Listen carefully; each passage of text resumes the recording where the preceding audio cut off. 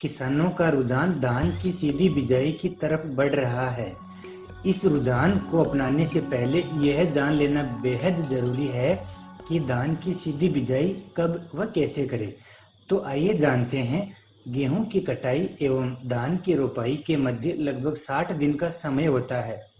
यदि खेत समतल नहीं हो तो गेहूं की कटाई के तुरंत बाद खेत की जुताई कर लेजर लैंड लेवलर मशीन, जिसे कंप्यूटर गोड़ी भी कहते हैं, की सहायता से खेत का समतलीकरण करें। उसके बाद इस समतल किए गए खेत में पानी देकर बुआई तक छोड़ दे। इस दौरान सभी खरपतवारों एवं पिछले साल के धान के बीजों का जमाव हो जाएगा, जिन्हें हल्की जुताई कर या शाकनाशियों का इस्तेमाल कर डीएसआर करने से पहले नष्ट किया जा सकता है। लेकिन इससे पूर्व सही मृदा का चुनाव बेहद जरूरी है। डीएसआर की बिजाई मध्यम से भारी बनावट वाली मृदाओं में ही करें। हल्की मृदाओं में जिंक एवं लोहे जैसे सूक्ष्म पोषक तत्वों की कमी देखने को मिली है।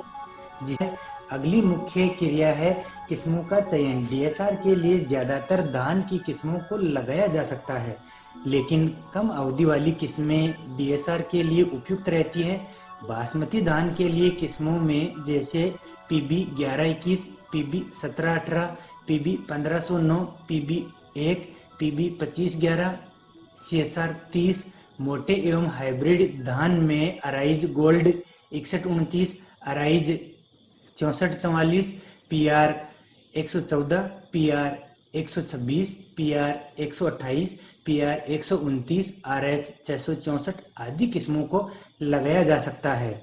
डीएसआर में इन किस्मों को लगाने का उपयुक्त समय मानसून आने से 15 दिन पहले का है, जिससे बीजों का जमाव आसानी से हो जाए। डीएसआर में इन किस्मों को लगाने के लिए बीज की मात्रा 6 से 8 किलोग्राम प्रति एकड़ की दर से रखनी चाहिए। बुआई से पहले इन बीजों को कवकनाशकों से उपचारित जरूर कर ले। 10 किलोग्राम बीज को उपचारित करने के लिए 10 ग्राम कार्बेंडाजिम के साथ 1 ग्राम स्ट्रेप्टोमाइसिन का 10 लीटर पानी में घोल बनाकर बीजों को 12 से 14 घंटे तक उपचारित करें। इसके बाद इन्हें 2 से 3 घंटे छाया में सुखाएं, जिससे बुआई के समय बीज आपस में चिपके नहीं। बीजों को उपचारित करने के बाद मशीन को इस तरह से सेट या कैलिब्रेट करें ताकि मशीन 8 किलोग्राम बीज प्रति एकड़ की दर से बिजाई करे। डीएसआर की बिजाई के लिए वैसे तो इंक्लाइंड प्लेट लगी मशीन की सहायता से किया जाता है, लेकिन यह मशीन नहीं हो तो जीरो ड्रिल मशीन या हेपीसीडर मशीन की गरारियों को बदल कर बीज वाले रोलर की गति को नियंत्रण कर 8 किलोग्राम बीज प्रति एकड़ की दर से सेट कर सकते हैं। बीज के कैलिब्रेशन के बाद बीज की गहराई को नियंत्रण करना एक महत्वपूर्ण प्रक्रिया है। धान के अच्छे एवं संपूर्ण जमाव के लिए ड्राई डीएसआर की गहराई 1.5 से 2 सेंटीमीटर एवं 72 डीएसआर की गहराई 2 से 4 सेंटीमीटर रखनी चाहिए। बिजाई प्रक्रिया पूर्ण होने के बाद ड्राई डीएसआर में तुरंत सिंचाई कर देनी चाहिए एवं 72 डीएसआर में 7 से 10 दिन के बाद पानी लगाना चाहिए। इसके बाद डीएसआर की सबसे महत्वपूर्ण प्रक्रिया है खरपतवारों का नियंत्रण, जो बेहद ही महत्वपूर्ण है। खरपतवारों के प्राथमिक नियंत्रण के लिए स्टेल सीड बेड विधि से उगाकर बिजाई से पहले खरपतवारों को नष्ट कर देना चाहिए। इसके बाद पानी लगाने के 24 घंटे के भीतर पेंडेमेथिलीन का स्प्रे 1 से 1.5 लीटर प्रति एकड़ की दर से करें ताकि शुरुआती समय में उगने वाले खरपतवारों का नियंत्रण किया जा सके। तो आइए जानते हैं कि डीएसआर में मुख्य खरपतवारों का नियंत्रण कब व कैसे करें एवं किन किन बातों पर ध्यान रखना चाहिए। सबसे मुख्य बात है सही हर्बिसाइड का चुनाव। यह चुनाव फसल में विद्यमान खरपतवारों के आधार पर ही करना चाहिए, यह एक्सपर्ट की राय के आधार पर करना चाहिए। दूसरा है हर्बिसाइड की सही मात्रा का प्रयोग। तीसरा है स्प्रे में प्रयोग होने वाली पानी की सही मात्रा, जो लगभग 120 से 150 लीटर प्रति एकड़ के लिए होनी चाहिए। चौथा, स्प्रे की गति एक समान होनी चाहिए, जिससे सभी खरपतवारों पर हर्बिसाइड्स का स्प्रे एक समान हो सके। पांचवा है नोजल का चयन। हर्बिसाइड स्प्रे के लिए हमेशा फ्लैट फैन नोजल का ही प्रयोग करना चाहिए। इसके अतिरिक्त यदि संभव हो सके तो पावर पंप स्प्रेयर का प्रयोग करना चाहिए। इसी के साथ एक बूंद नोजल की जगह 3 बूंद वाली नोजल का ही प्रयोग करें, जिससे समान रूप से खरपतवारों पर हर्बिसाइड का स्प्रे हो सके। इन बातों का ध्यान में रखते हुए यह जान लेना बेहद जरूरी है कि हर्बिसाइड का स्प्रे कब कब करना चाहिए। पहला स्प्रे धान के बीजों के अंकुरण से पहले यानी बुआई के 24 से 36 घंटों के भीतर पेंडिमेथलिन नामक हर्बिसाइड का स्प्रे 1 से 1.5 लीटर प्रति एकड़ की दर से करना चाहिए। दूसरा स्प्रे के लिए बिस्पायरिबेक यानी नोमिनी गोल्ड 100 ml प्रति एकड़ एवं पायरोजोसल्फ्यूरोन यानी साथी 80 ग्राम प्रति एकड़ की दर से मिलाकर बुआई के 20 से 25 दिन बाद फ्लैट फैन नोजल की सहायता से स्प्रे करें। ध्यान रखें, स्प्रे करते समय मौसम साफ हो एवं खेत में पर्याप्त नमी हो। स्प्रे करने के 48 घंटे बाद ही सिंचाई करें। इससे लगभग 1 वीक में सभी घास वाले, चौड़ी पत्ती वाले खरपतवार एवं सेजेज का आसानी से नियंत्रण किया जा सकता है। ध्यान रखें, प्री इमरजेंस में पेंडिमेथलिन एवं पोस्ट इमरजेंस में नोमिनी गोल्ड प्लस साथी का स्प्रे जरूर करें। खरपतवारों की बात करें तो धान की सीधी बिजाई में वर्षा ऋतु वाले सभी खरपतवार हो सकते हैं, लेकिन कुछ चुनिंदा खरपतवार जो डीएसआर में ज्यादा देखने को मिलते हैं। इनमें मुख्य है साइप्रस डिफॉर्मिस जिसे नागरमोथा कहते हैं, साइप्रस इरिया डिल्ला, साइप्रस रोटंडस मोथा, इकाइनोकुला कुर्सुगली सावक, इकाइनोकुला क्लोना जंगली धान छोटा सावक या सामक, लेप्टोक्लोवा चाइनेंसिस भोयली मकड़ा आदि है।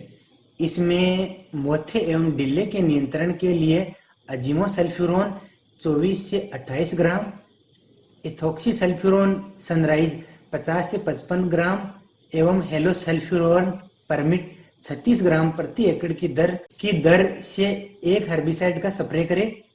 घास वाले खरपतवार जैसे छोटी सावक, बड़ी सावक, मकड़ा, जंगली धान आदि के नियंत्रण के लिए साई हेलोफोक क्लिंचर 400 ml, फिनोक्सीप्रोप सेपनर राइस स्टार 500 ml प्रति एकड़ की दर से कोई भी एक हर्बिसाइड का स्प्रे करें। इसके बाद भी कुछ खरपतवार बच जाते हैं तो उन्हें हाथ से उखाड़कर नष्ट कर देना चाहिए। डीएसआर में सिंचाई का प्रबंधन कैसे करें? धान की सीधी बिजाई में खेत में लगातार पानी भर कर रखने की आवश्यकता नहीं है। पहली सिंचाई बिजाई के 12 घंटे के अंदर हल्की सिंचाई करनी चाहिए ताकि समुचित बीजों का जमाव हो सके। इसके उपरांत बीजों के जमाव से लेकर 25 दिनों तक खेत में नमी बनाई रखनी चाहिए। इसके बाद खेत में महीन दरारें, हेयर क्रैक्स आने पर सिंचाई करनी चाहिए, यानी लगभग 7 दिनों के अंतराल पर सिंचाई करनी चाहिए। वर्षा ऋतु होने पर सिंचाई रोक देनी चाहिए। डीएसआर में उर्वरकों का प्रबंधन कैसे करें? किसी भी फसल की अच्छी उत्पादकता के लिए उर्वरकों का उचित प्रबंधन बेहद जरूरी है। मोटे एवं हाइब्रिड धान के लिए प्रति एकड़ में फास्फोरस एवं पोटास की मात्रा 24 किलोग्राम प्रति एकड़ एवं जिंक की मात्रा 10 किलोग्राम प्रति एकड़ बुआई के समय डाल देनी चाहिए। नाइट्रोजन की मात्रा 60 से 65 किलोग्राम डालनी चाहिए, जिसका 25% भाग बुआई के समय एवं बाकी 2 भाग टिलर बनते समय एवं पेनिकल निकलते समय डालनी चाहिए। वैसे डीएसआर में नाइट्रोजन को 20, 40 एवं 60 दिन पर डालने के भी अच्छे परिणाम मिले हैं।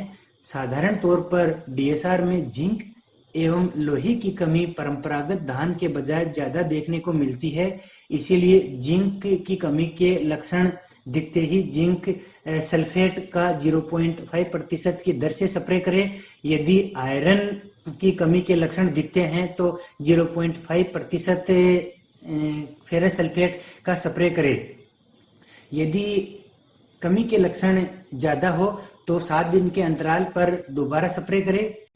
बासमती धान के लिए मोटे एवं हाइब्रिड धान में प्रयोग किए गए पोषक तत्वों की आधी मात्रा का ही प्रयोग करना चाहिए एवं जिंक की मात्रा का 10 किलोग्राम प्रति एकड़ की दर से प्रयोग करना चाहिए।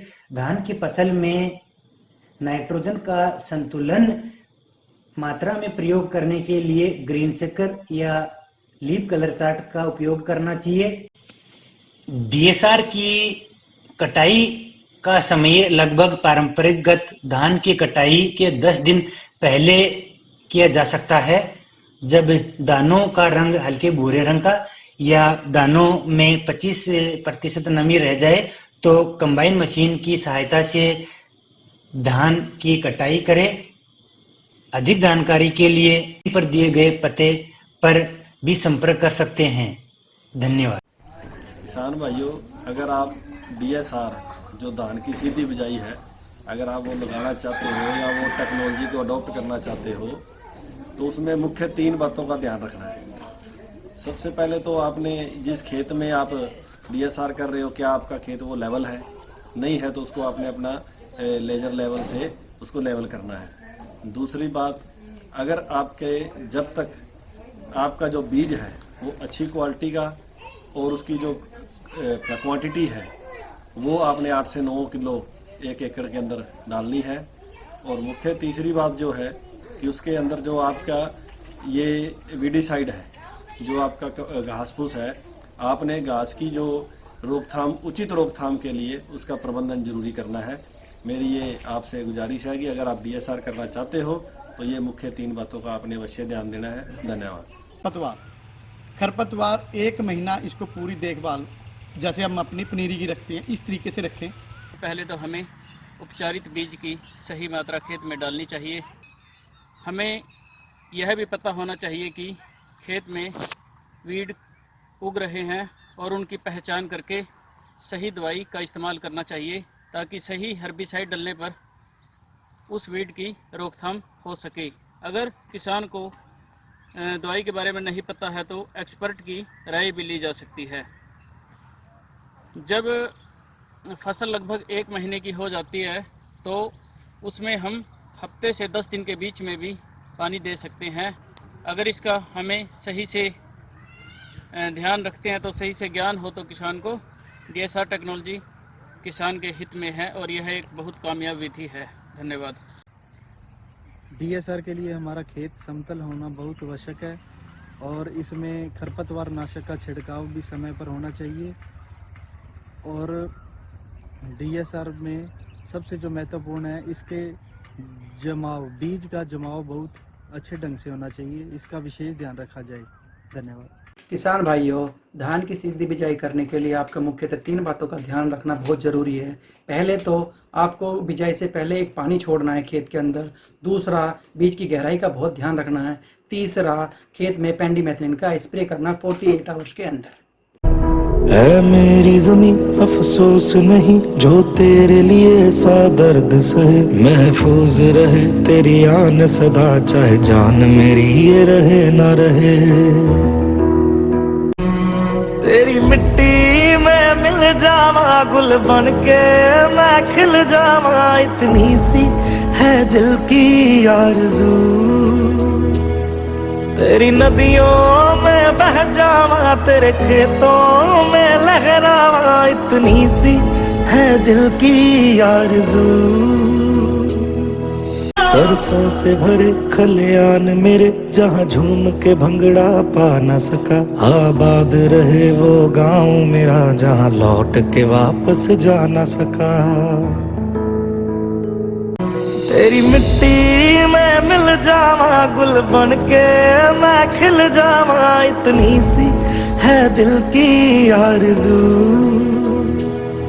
तेरी नदियों में बह जावा, तेरे खेतों में लहरावा, इतनी सी है दिल की आरज़ू।